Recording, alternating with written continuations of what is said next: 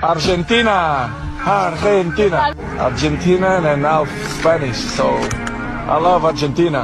সবাই জানে আমি আর্জেন্টিনাকে পছন্দ করি না, কিন্তু আমি আর্জেন্টিনাকে পছন্দ করি। লাইভ এসে রোনালদো এবার চমকে দিলেন সবাইকে। দর্শক, কোপা আমেরিকায় চ্যাম্পিয়ন হলো আর্জেন্টিনা, আর চ্যাম্পিয়ন হতেই রোনালদোর লাইভ ভিডিওটি তুমুল ভাইরাল। কোপা আমেরিকার ফাইনাল ম্যাচে কলম্বিয়ার বিপক্ষে খেলতে নেমেছিল আর্জেন্টিনা।